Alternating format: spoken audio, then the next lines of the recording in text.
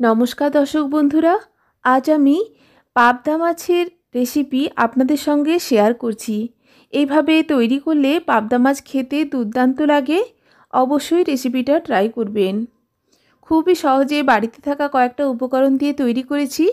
গরম গরম সাদা ভাতের সঙ্গে এইরকমভাবে পাবদা মাছের ঝাল তৈরি করলে খেতে অপূর্ব লাগে।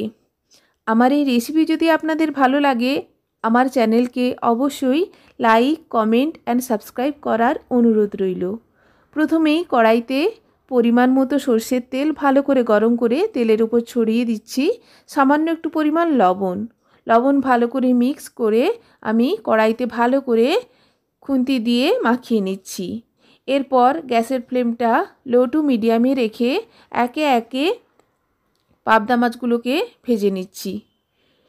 অপরদিকে আমি শিলে একটা মিডিয়াম সাইজের পেঁয়াজ, 5-6টা রসুন, পরিমাণ মতো আদা ও একটা শুকনো লঙ্কাকে থেতো করে নেব। দেখুন পাবদা মাছ ভাজা হয়ে গেছে। একে একে ভাজার পর মাছগুলো প্লেটে তুলে নিচ্ছি। ততক্ষণে আমি সমস্ত মশলা থেতো করে নিয়েছি।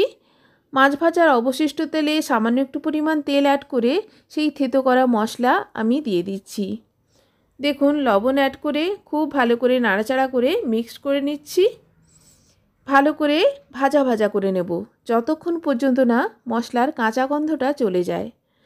মশলা ভালো করে ভাজা হয়ে গেছে। দিয়ে দিচ্ছি প্রায় 1 চামচ মতো বাড়িতে তৈরি করা ধনে ও জিরের গুঁড়ো।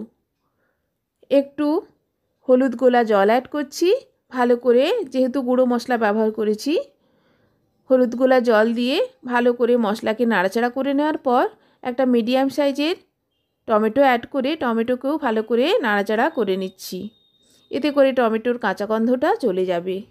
এরপর ছোটো বাটির 1 বাটি মতো জল অ্যাড করে ভালো করে মশলা মিক্সড করে দিচ্ছি।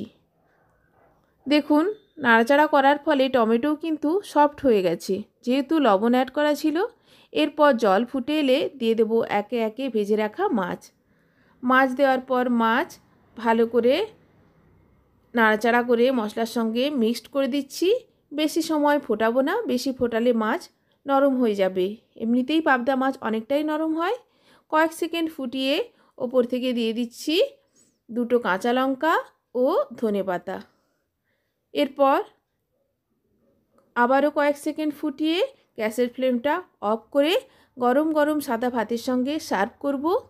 এইভাবে পাবদা মাছের আপনারা রেসিপি তৈরি করে খাবেন, খেতে অপূর্ব লাগে। রেসিপি ভালো লাগলে অবশ্যই চ্যানেলকে সাবস্ক্রাইব করার অনুরোধ রইল।